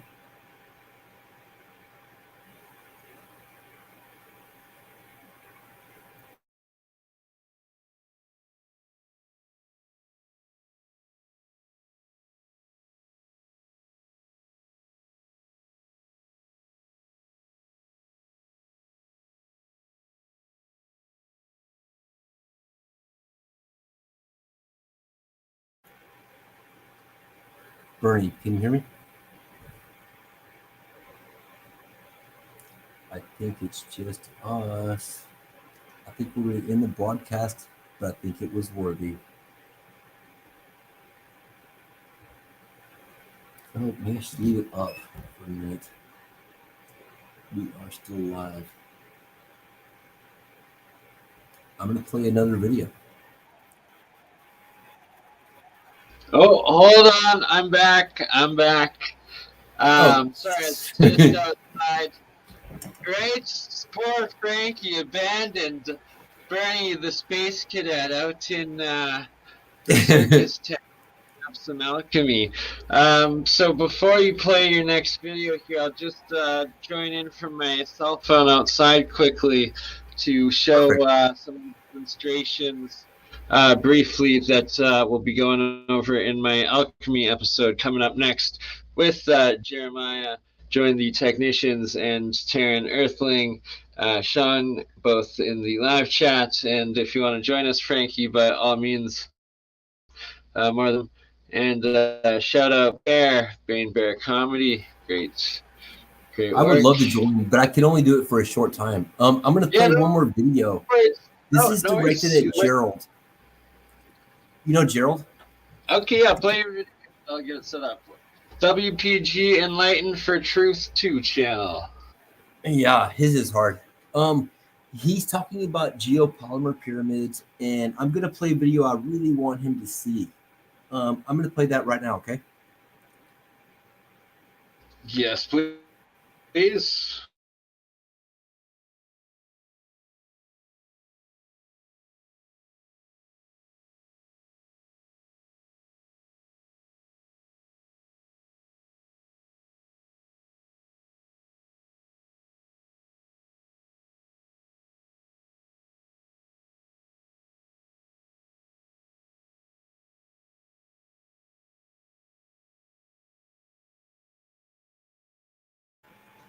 It's going to take me about a minute and a half.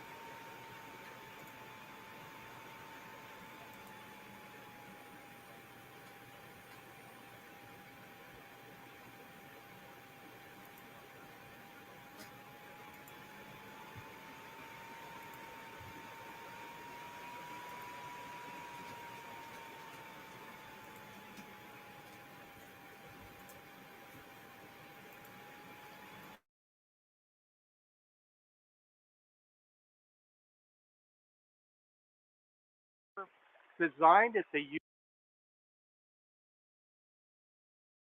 used the back pressure to change the pulse rate and the frequency and the amplitude to tune it for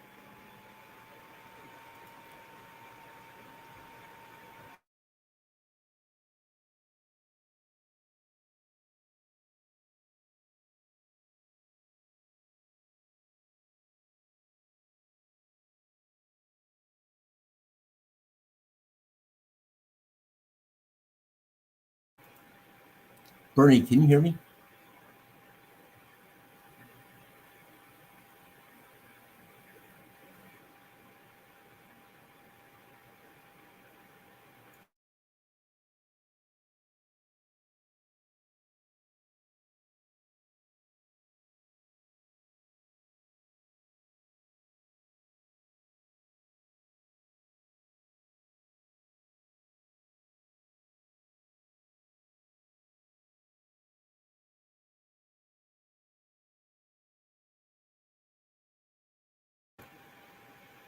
Bernie, can you hear me? It could be that this broadcast got...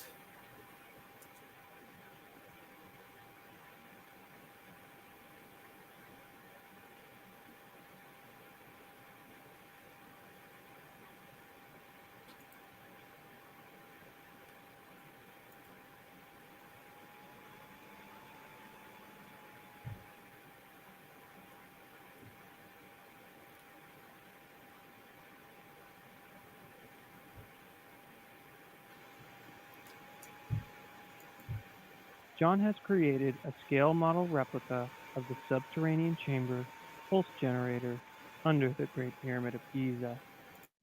This is an incredibly important discovery to understand because it can be the first proof of concept regarding ancient technology.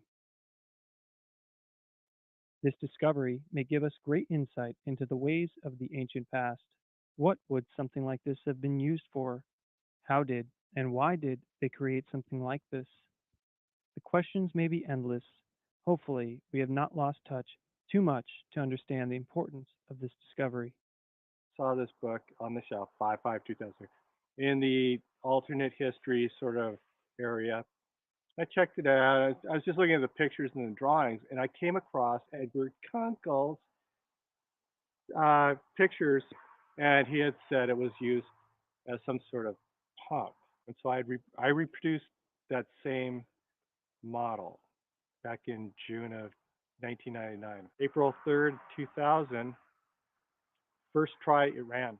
Pushed the valve in once and it started running. Immediately what happened, the whole 500-pound block of cement and rock and rebar was pulsing. Like, boom, boom, boom, boom, boom. And the first thing that came to mind was exactly what Chris Dunn had written, that there was a pulse that was emanating from that room, but he knew the mechanism was in there. Immediately I knew, oh my God, Chris, you're right. I added a model with a glass top and a glass side. I used little ink jets, but I had little nozzles and valves on the side of it so I could determine all the fluid dynamics within the room. And I was absolutely shocked to find that it was a vortex in there. It was an extremely complex vortex. It had a heartbeat pulse at the time. And if you set it up a certain way, it actually does the pulse of a heart. It doesn't do a consistent, like 1 second per se. 1 second pulse is bump, bump, bump. It was actually doing strong and a short beat. Bump, bump, bump, bump, bump, bump. Whatever it is, whoever designed this, that's what they wanted. And Chris was saying, I had just come up with the name of a book, and it had to do with the Great Pyramid, the heartbeat of a civilization. I think the evidence is fairly clear that, particularly in Egypt, and if you consider the system that they built at Giza, the pyramids at Giza, the Great Pyramid specifically, that they had developed an energy system that was harmonious. It was not only drawing energy from the earth, but it was harmonizing the plates and harmonizing the earth and probably transmitting those frequencies throughout the planet. It's now become knowledge that these standing stones like at Stonehenge or Karnak, that they actually do emit particular frequencies. In Washington, John Cadman gave us a tour of his scale model pyramid pulse generator. This device works completely off a gravity feed and no power is required. The implications of this technology are great, including energy and agricultural benefits. If it was the Great Pyramid, this would be the moat around it. That'd be the water level of the moat, is this kind of a static water level. And then there's just a enticing piece from that.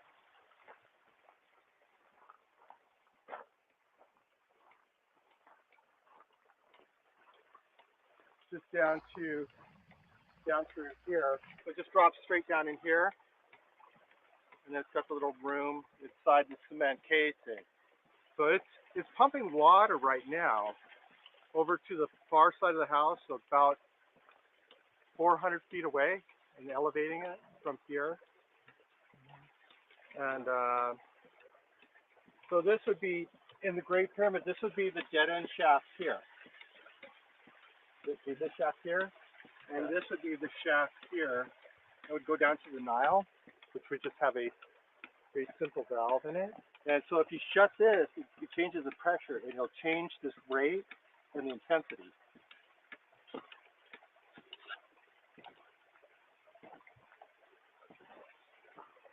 Immediately.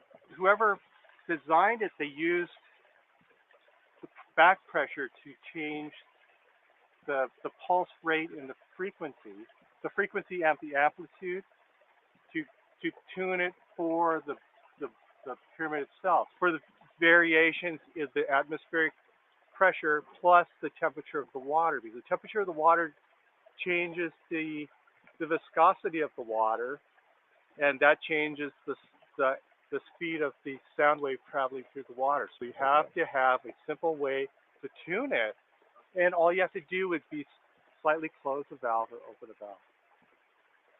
And you can tune the whole frequency of the building to 5. It'd be a very simple valve, like a little screw valve. The pulse is what causes the engine to start running. It's for the King's Chamber. The King's Chamber is a freestanding, it's a crystal room because it's rose quartz granite. It's freestanding from the exterior limestone walls, and it's tuned. So when you cause that to resonate, the whole King's Chamber would resonate all by itself. And that would cause the machine to start running. This is technology that has been proven, that's been on this planet since before the end of the Ice Age. All the archaeological evidence points to that is pre-flood, and that was 12,000 years ago was the flood. Energized water would increase the health of the plants, which we eat, increase our health, which is not necessarily a bad thing. The size of the pyramid itself would do it to a scale which would affect essentially all the fish, the animals, the people, the plants of that whole area or whole part of the globe for free, forever. Nothing required other than let the water flow.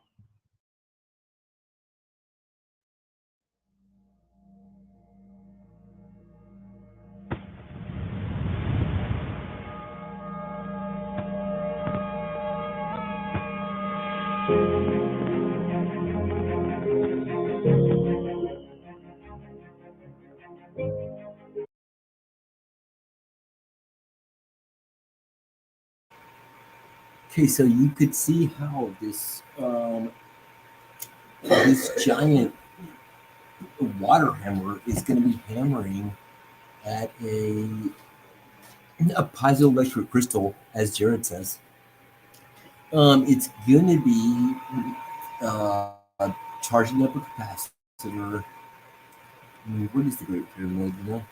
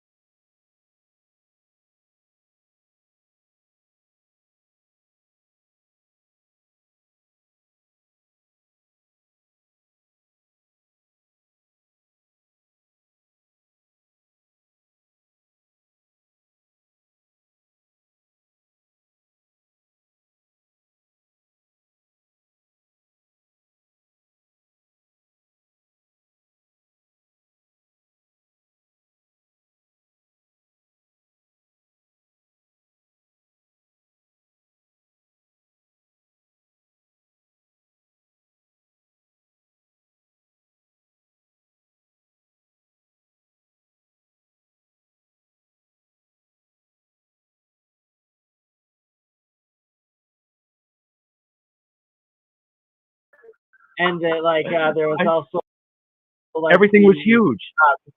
But like the reptiles, like the Ultrasaurus, the supposed like T-Rexes, like the massive of massives. And that's the Jurassic, and they claim it's like in the millions, and they claim like there's a couple major catastrophe wipeouts since that time, and then if you also in parallel though put that with the idea of like the different indigenous beliefs and systems, like the Hopi and there's a whole bunch of them that have the same essential ages. Yeah, they of talk the about sun. the transformer like, stones as well. But with the ages of the sun, and that if you have the Younger Dryas event as the most recent one, and that there was megafauna of like giant beavers, giant sloths, giant compared to now, giant mastodons and giant mammoths and elephants and rhinos, and it was like one step smaller in between the titans or like the super giants or the demigods or whatever, on that original turtle's back that you got like the troll, whatever, going down, but it's like the different ages of the sun. And then each time it's a fractal of a fractal of a fractal, smaller, experiencing it itself. Potentially, and it's crazy what it all turns out to be, and that the book of there has to one be thing that I as find well this absolutely hilarious matrix, about it. this simulation sort of thing, connecting all of these different fractal dimensions and sizes, and that it's interesting how whether it's Slavic or Greek, or it's at least these what we associate as Western culture, but really it's just the indigenous of the Greek, of the Slavic, of the European people, that actually matching the same stories as the Aztec, the Mayans, the shamans everywhere, that there were giants in those days, just like the Bible says, and like that matches in with one major cycle reset ago, and that all the wisdom keepers throughout the world tell of the original cycles, the first cycle or the second cycle of the turtle and the titans, and then the titans destroying or fighting with the demigods or the whatever, like one thing smaller and smaller, and it's quite interesting. That's my rant. I'll let you go. Well, I was just thinking of the Book of Enoch, which talks about the Titans as well, and it actually gives a dimension for them. It describes them as being 3,000 ells, which equates to roughly a mile tall. And so that's right in alignment with the mountain here that I examined. It's 753 meters in height, but if you look at it, it's the elephant is lying down on its stomach, so it's not standing. It's laying flat. So if it was standing, it would be exactly the same size. And I didn't know anything about the Book of Enoch until I started making videos on the subject, and all of a sudden I had these mythical confirmations of what I was finding empirically as I went through and started to look at this point by point. And then someone mentioned Troll. I imagine you guys have seen the movie, right? The recent one. Yes. And that kind of ties back into the whole Caesar thing, because the trolls hated the bells, right? And they wanted to destroy the Christians because the Christians were using the bells. And so I wonder, you were talking when I first started asking questions, you were talking about that petrification through sound, slowing things down. I do it, basically just. Shout out John Suck. Thank you for the $3 super chat. Sorry, I can't hear anything. Hey, now. you're showing a picture of a church here. There's just something really interesting that happened here. Josh, With I the desperately want your opinion on this. And the rose windows? Seismic. Oh, definitely. Thinking, earthquake,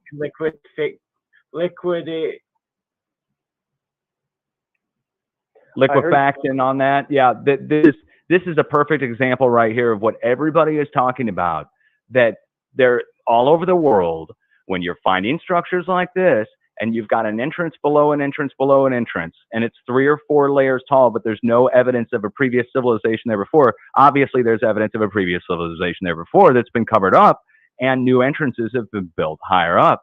Now, I would think that maybe if the Earth goes into some kind of vibratory thing, I don't know what you would call it, a very low frequency, ultra low frequency vibration, just like a large earthquake, but bigger, that it would cause the water table to come up and mix with the current clays and so forth and come through the limestone. And as you know, as Paul Cook has shown with the geopolymer, when you pass water through limestone and then it goes into a clay, guess what?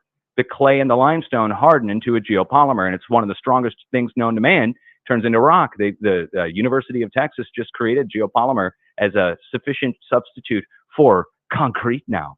Go figure, out of the kaolin clay and out of the sodium carbonate and water glass. Just the same shit that Paul Cook's using. And suddenly there's no need to invoke ancient aliens or anti-gravity technology to explain the building of the megalithic structures around the world. Now this church thing, this is just the mind blower. You guys remember Notre Dame burned down, right? Now, 1 week before Notre Dame burned down, there was this Russian guy who used to upload Tartarian mud flood videos. And he'd dissect like all kinds of structures in Russia and all over the place. I don't know what happened to his channel, or if he disappeared or whatever. Anyway, Philip Druginin? It might be him. That might be him. He's the one who coined the term mud flood. Okay. Or Global Vision or Philip Druzine. Okay, it was a Russian fellow, and he was showing the church steeples like this, and he showed the inside, and he used Notre Dame as an example of the cavities of the, see those nodes on the outside? Kind of looks like coronavirus. And anyway, the nodes on the outside, on the inside, right, on the inside are the cavities, and the cavities are matching, he found, to be similar to a cavity that would be in a magnetron for a microwave, and that you put the electricity in, and it goes through the cavities, and it vibrates, and out comes the radio wave.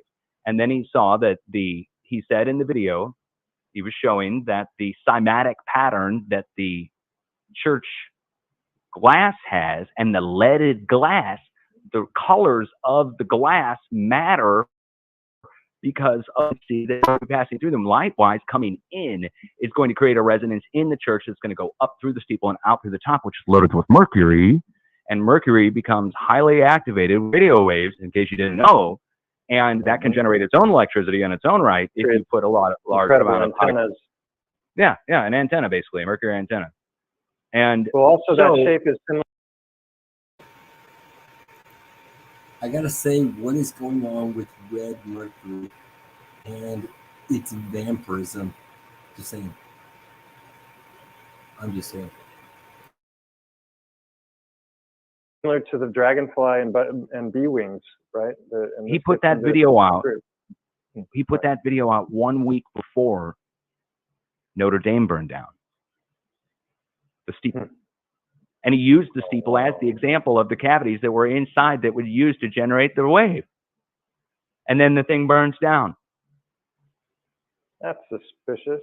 Yeah, I'd like to go back and find his video. It'd probably be buried, but I know it was about a week before, because I remember watching the thing on Notre Dame, and the next thing you know, and then to seal the deal that something's up with Notre Dame and the church steeple thing, the night before Notre Dame burned down, here in St. Louis, Missouri, at the St. Louis King of France Cathedral, below the St. Louis Dam Arch, a sudden wind kicked up and blew the roof off the church, and it was the original intact roof for the last 250 years. Oopsie. The night before Notre Dame burned down, St. Louis King of France, and King of France, obviously Louis, King Louis, France, Paris, Notre Dame, St. Louis here in Missouri. So somebody kicked on, and then they built the arch over that cathedral, by the way. The arch is built directly over that cathedral, where that cathedral is in the middle. That looks like a pyramid. So it's basically a destruction of Antiquitech, and people's attention are being drawn to things, and then they're like, okay, we got to make this disappear. See what he's holding there? Yeah. Okay. What's in the bag? Something I noticed about this, guys. If you go back through history and you look at all the old pictures, all the way back to Nebuchadnezzar himself, they're all holding one thing in their hand like that, and in the other hand they're holding a rod, and they're all wearing some kind of headdress with something over their third eye, or over the top of the top of their pineal, or right over the top, right? Anyway, If you go to Then Egypt, it's an flying ankh that they're crown holding, as or an well, ankh. right? The Egyptian god is holding the ankh or the ankh in their hand, and in the other hand, they're holding the staff. And the kings and queens of Europe are holding the rod and the orb in the other hand. And the orb is two spheres. It's a sphere inside of a sphere. You can shake it. It makes a bell sound. Did you know that the orb that the king and queen holds, when you shake it, it makes a sound like a church bell. It goes ding, ding, ding, ding, ding, ding, because it's a sphere inside of the orb. I was And not so, aware of that. yeah, it makes a church Look bell at this. sound when Is they that a ring the orb. microchip or no? That is the Forbidden City Clubhouse. That is a macro. This is a macro chip, and that is the Forbidden City of Peking, aka Beijing, China. This is water around like that. Like this is it's easy, but on macro sides. Like now we do the micro, put it into your smartphone, your computer. This was on the terraformed level of the largest size, but using the same material, the megalithic materials of those crystals, those minerals, those like the granite, the quartz, and then these waters, and then the metals in the different domes, like the resonator geometries of it. They're magnifiers for sound, for these different electromagnetic energies, focusing them down, and that these antenna array that they have on top with in between the building that is elevated up in these spires, that then has your gold, silver, copper, metal domes that are those resonator ones, that then on top of that have these antennas that are actually quite advanced antennas. This one's always quite fascinating. I believe that's in St. Petersburg or Moscow, maybe Paris. I don't know. There's just so many that are several stories upon stories below. Example of what I was rambling about that I wanted to show. I'll find in a second. In the meantime, Mystaphysics. That's the first time I've seen that word. That's interesting. Mathemagic and Mystaphysics. Well, Mathemagic. I learned that one. I learned that one from Donald Duck. If you took that star and you folded it origami, it would form into a princess cut diamond. That's weird. And like, look at these royal crowns or headpieces where this was all gold and then crystals. Crystals can be used and are used as what the heck is it, like in amplifiers. radios and amplifiers. Thank you. And like so much more the now. piezoelectric effect. You got it. And then that you have these layered levels of these toroid connectors, the dielectric, and then the insulators and the alternating levels of them. These are like essentially super designed, like high tech, purposely built resonating energy amplifying devices. Like look at this on top. Earlier we saw that plasma, right? You had it going up and then way. You know what those shapes are? You know what those going plus down shapes and are? down and down I hate to interrupt, but these royals would rain on. That's a phased array radar shape. Top of these Plus shapes are a phased different array spots. radar shape.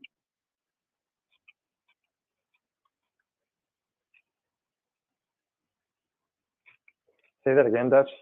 Yeah. Oh, I was just saying I hated to interrupt because it totally fits in with everything he's saying. Those plus shapes right there, three-dimensionally, you'll see those same things on what's called an AMISR, an Advanced Modular Incoherent Scatter Radar. If you search it, you'll find the same damn shape. And it's a plus shape that's also used on the top of a harp antenna. Think of the harp. Think of harp with its big antenna with the big plus coming off the top of it. It's a multi-directional. It covers 180 degrees all around you. It's like, yeah, that is frequency transmission, guys. Well, I was thinking of Viktor Grebennikov, you know, and his work. Like he was doing these levitation, you know, and apparently using beetles' wings. And if you look at them under a microscope, they're similar to dragonfly and bees. Yeah. And they're these little cone shapes, and that ties into the guy with the coral castle that was levitating stuff. And people who kind of saw him doing things, they said they saw him with these cone shapes in his hand. So this is some kind of a concentration of energy that allows you to, you know, to manipulate our physical reality in ways we're taught are impossible. Yeah, they always got the ankh in one hand and the rod in the other. What do those represent? Oh, Stellium, what do you think of this one? Oh yeah, Is this legit or is this fun? I don't know. You know, I've seen pictures, actual like higher quality photographs of it. It looks like people have placed rocks so that it has teeth, and yeah, I don't know. It's so hard to say. And this is the thing that's so frustrating with the whole Titan research, is that there's nobody doing Titan research. Like I'm the only one that's ever done a forensic analysis of a Titan. Hey, and actually, Bernie. you know, I'm sorry to interrupt, Stellium. You two, we gotta bring you two together. Tellinger has done something similar. What has he done? I mean, I know he's done great work. I love Michael Tellinger. I just don't. He's got I'm pretty sure like he spent the last couple of years in South Africa dedicated to opening up like a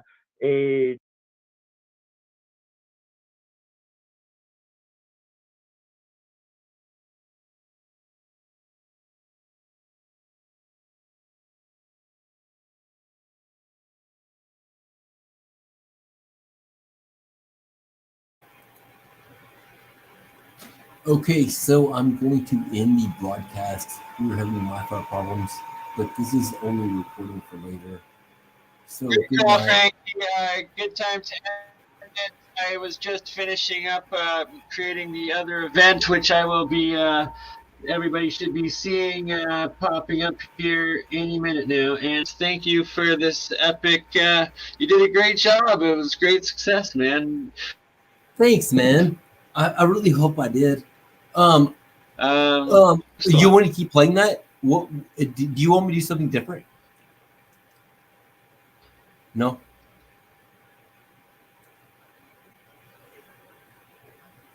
Bernie? There's a time lag. Can you hear me, Bernie? Oh, I might have lost touch with you. See you here. In 2 minutes live, Real Science episode.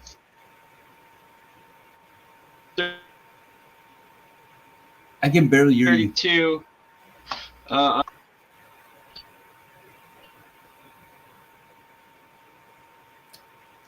I'm sorry, Bernie. I can't hear you. I wish I could.